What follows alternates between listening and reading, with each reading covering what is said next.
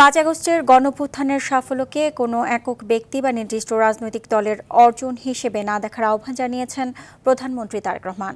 টিনমোট্রি সম্মেলন কেন্দ্রে জুলাই জাতীয় সম্মেলন ২০২৬-এ সরকার প্রধান বলেন, গণঅভ্যুত্থানে মানুষ দলমত ভুলে রাস্তায় নেমে এসেছিল, তাদের সম্মান করতে হবে।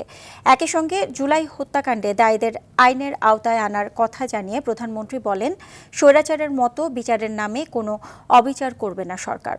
আরও জানাচ্ছেন শামীম চৌধুরী। দীর্ঘ ১৭ বছরের পুঞ্জীভূত ক্ষোভ আর টানা ৩৬ দিনের আন্দোলন, আবু সাঈদ, মুগ্ধ, ওয়াসিম, রাব্বি সহ অসংখ্য তরুণ, নারী, শিশু ও সাধারণ মানুষের আত্মত্যাগের অর্জন ৫ আগস্ট। জুলাই আগস্ট গণঅভ্যুত্থানের শোক ও বিজয়ের বর্ষপূর্তি উপলক্ষে টিনমোট্রি সম্মেলন কেন্দ্রে আয়োজন করা হয় জুলাই জাতীয় সম্মেলন ২০২৬। এতে প্রধান অতিথি হিসেবে যোগ দেন প্রধানমন্ত্রী তারেক রহমান। জনাব তারেক রহমান এর পরিবার, আমরা বিএনপির পরিবার আমার পাশে পাই। অনুষ্ঠানে প্রিয়জন হারানোর কথা তুলে ধরেন শহীদ পরিবারের সদস্যরা। স্বজনদের কান্নায় ভারী হয়ে ওঠে পরিবেশ। বিচারের দাবিতে স্লোগানে টিনমোট্রি সম্মেলন কেন্দ্রের হল অব ফেম প্রকম্পিত করেন আহত জুলাই যোদ্ধারা। এই হত্যাকাণ্ডের সাথে জড়িত তাদেরকে অবিলম্বে গ্রেফতার করা হোক। বক্তব্যের শুরুতে বিগত সময়ে নিজের মায়ের প্রতি হওয়া অবিচারের প্রসঙ্গ তুলে ধরেন প্রধানমন্ত্রী। বলেন, প্রতিশোধ নয়, ঐক্যবদ্ধ থেকেই দেশকে এগিয়ে নিতে হবে।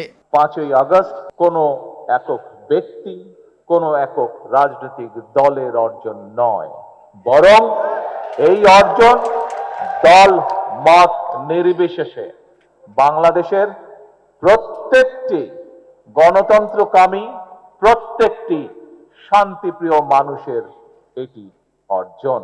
স্বৈরাচার বিরোধী আন্দোলন এবং জুলাই গণঅভ্যুত্থানে হতাহত সবাইকে সাধ্য অনুযায়ী রাষ্ট্রীয়ভাবে মূল্যায়ন করা হবে বলেও জানান সরকার প্রধান। রাষ্ট্র, দেশ তার যথাসাধ্য দিয়ে আপনাদেরকে মূল্যায়নের চেষ্টা করবে, আপনাদের আত্মত্যাগকে মূল্যায়ন করবে। হত্যাকাণ্ডে দায়ীদের আইন অনুযায়ী বিচারের কথা বলেন প্রধানমন্ত্রী। আপনাদের বিরুদ্ধে যে অন্যায় হয়েছে, যেভাবে আপনার আপনজনকে হত্যা করা হয়েছে, অবশ্যই তার জন্য যারা দায়ী তাদেরও বিচার হবে এই দেশের আইন অনুযায়ী। এ সময় কোনো অপশক্তি যেন জাতিকে কাঙ্ক্ষিত লক্ষ্য থেকে বিচ্যুত করতে না পারে সে বিষয়ে সবাইকে ঐক্যবদ্ধ থাকার আহ্বান জানান সরকার প্রধান। শামীম চৌধুরী, RTV, ঢাকা।